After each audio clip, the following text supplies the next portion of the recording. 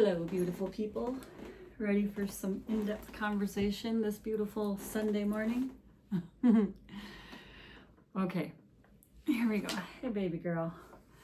Transrational reality is usually described as experiences that are labeled abnormal and dismissed as superstition, irrational, and in the extreme, the person is called crazy. This is from a psychiatrist's point of view.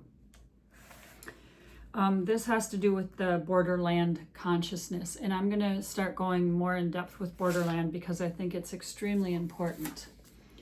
And I'll get more into that later. Let me move on to the next thing that I wanted to touch on. So,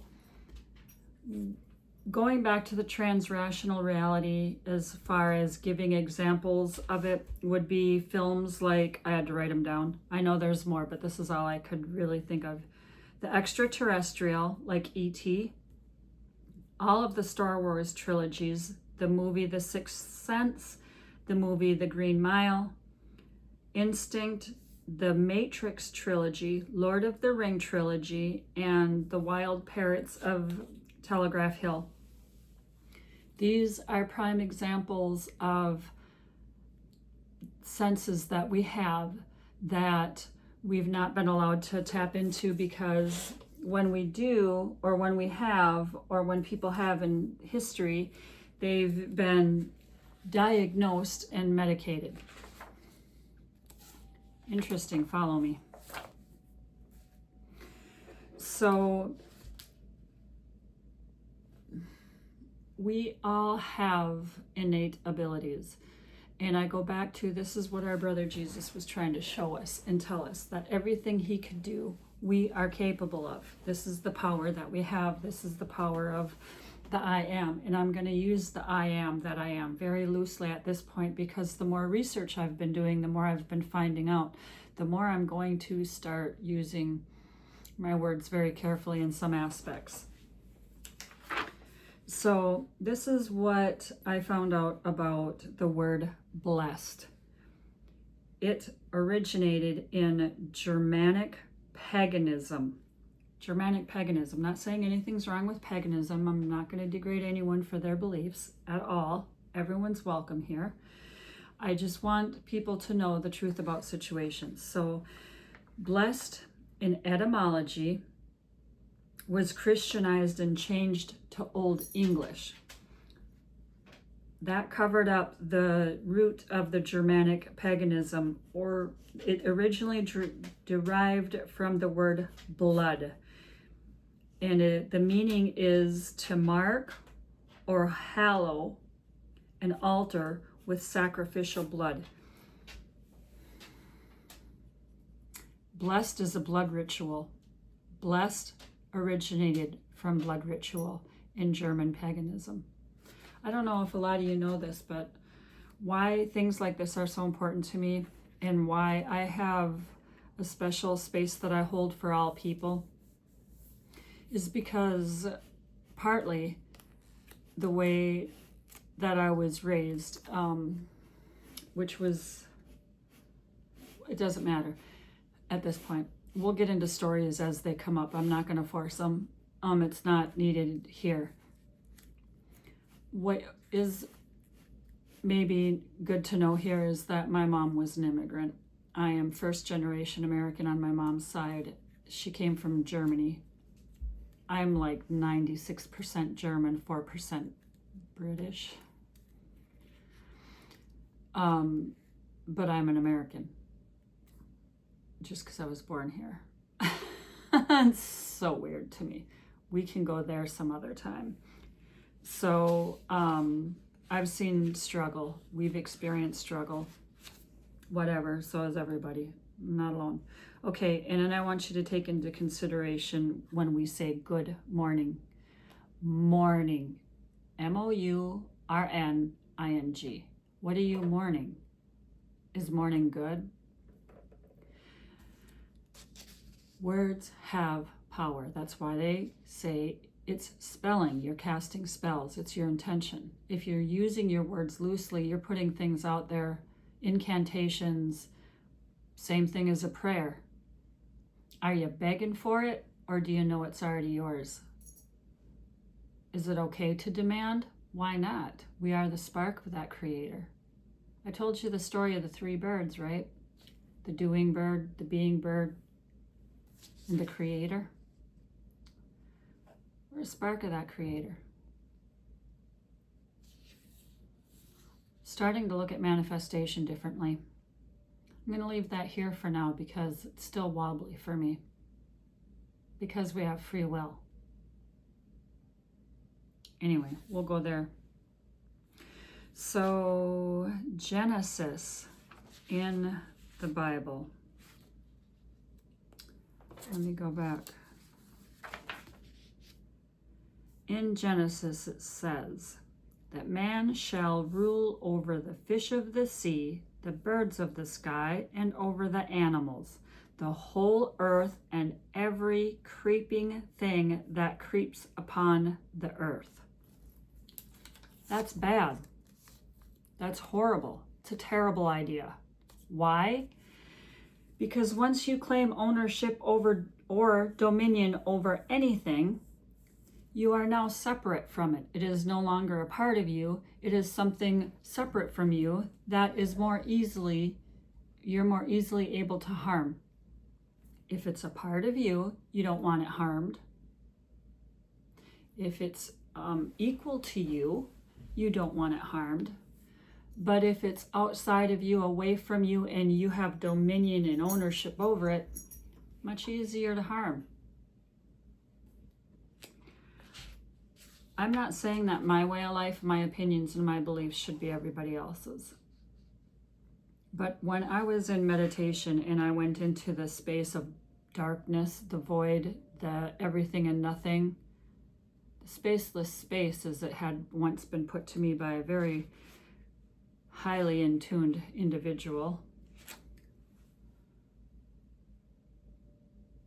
When in that space, it was put upon my soul, my mind, that I am not to eat meat at all, because meat, anything with a soul, anything with a spirit, that I am not to consume. One, because I need to purify. It's important that I purify. And two, because I am not to put dead carcass, any type of death, in my body. That's just what was, and it was put to me very bluntly like that I am not to put death in my body. Now the whole carcass thing is my idea, because look, it helped me not want to eat meat when I thought of it as a dead carcass. Because I used to like steak. It was a hard thing for me to give up, especially on the grill. But I'm just saying, that's what I had to tell myself to stop myself. And then it also was told to me, if you put death in your body, it ages you. I'm just saying what was given to me. I am not saying I'm speaking for everybody, nor do you have to agree with me.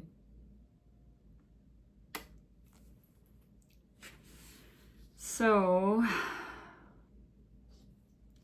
then God said, let there be light. There always was. There always was.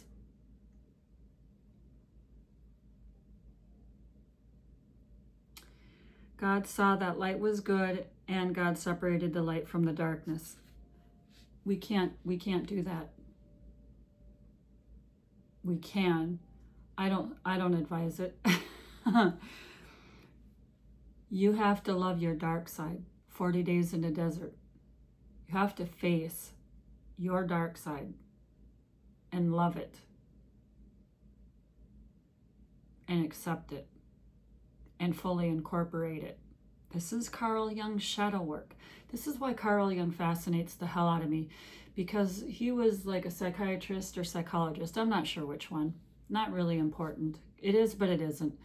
So here's the situation with Carl Jung. I believe he was like Eckhart Tolle in a way that he had an existential crisis that brought him to his psychological, emotional knees. And I think in that time, he became enlightened and aware, which he calls individuation. Individuation is simply another word for enlightenment. Same thing, different word. This is why words are important, and this is why we need to pay attention, because different time periods and different eras, different generations use the words of that time, but they can be used against us. This is why I say, watch what people do, how they treat other people, dogs, children, animals, not just dogs, but all animals. And you'll see who they truly are.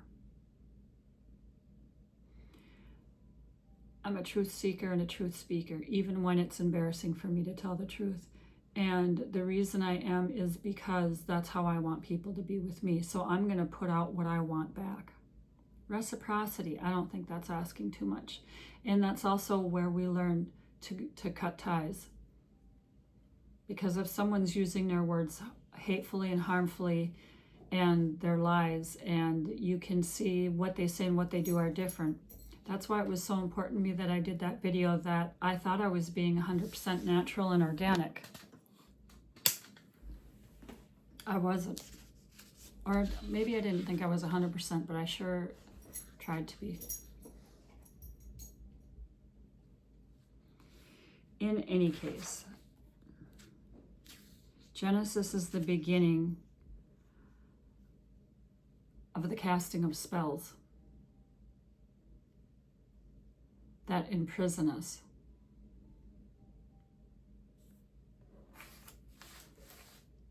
Why? The left brain, the left side of the brain, breaks things apart and evaluates them.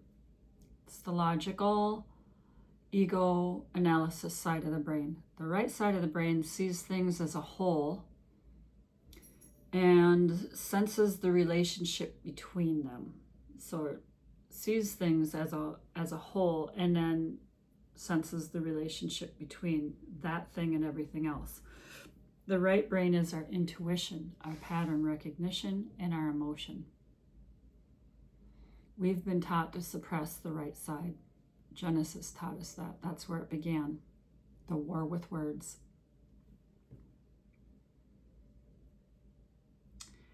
Because it told us that we have dominion over things. We don't, nor should we.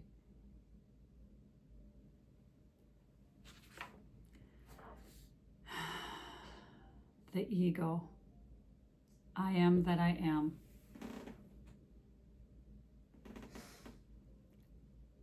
And then to think that we were created in God's image when we are actually making God human.